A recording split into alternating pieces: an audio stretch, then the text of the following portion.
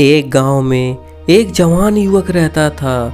एक दिन किसी काम के सिलसिले में वह यात्रा पर निकला।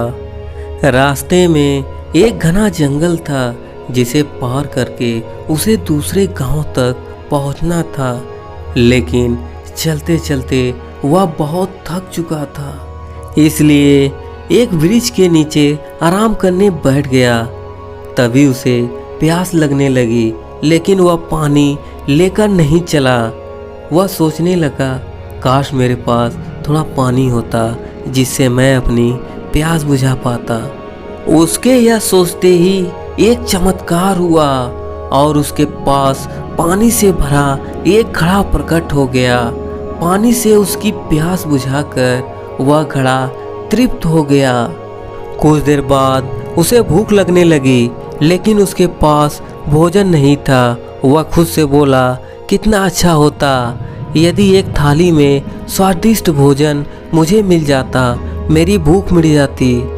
उसके यह बोलते ही फिर चमत्कार हुआ और स्वादिष्ट भोजन की एक थाली उसके सामने प्रकट हो गई। उसने पेट भर भोजन किया, जिसके बाद उसे नींद आने लगी। वह मन ही मन सोच रहा था, मैं इस पथरीली जमीन पर कैसे सोऊंगा, काश यहाँ एक नरम बिस्तर होता। उसकी पलक झपकते एक आरामदायक बिस्तर उसके सामने आ गया। वह उस बिस्तर पर लेट गया।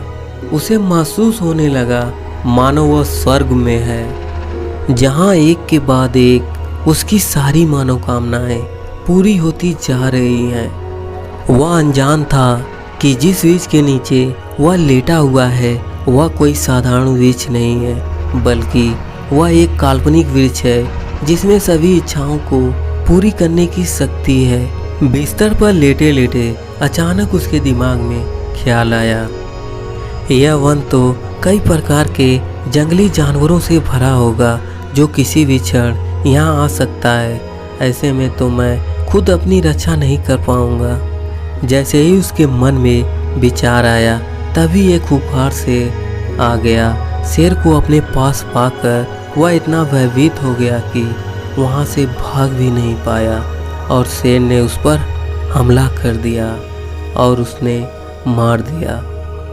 इस प्रकार एक नकारात्मक विचार ने उसकी जान ले ली। दोस्तों, एक नकारात्मक विचार इंसान को कभी भी आगे बढ़ने नहीं देता।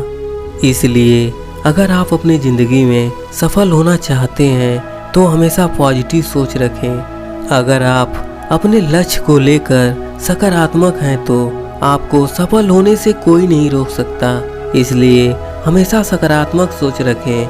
यह सकारात्मक सोच ही एक इंसान को सफलता तक पहुंचाती है। जैसे आपने देखा, जब तक वह युवक सकारात्मक सोच रहा था तब तक वह युवक सफल होता जा रहा था। जैसे ही उसे नकारात्मक की भावना आई, वैसे ही वह हार गया।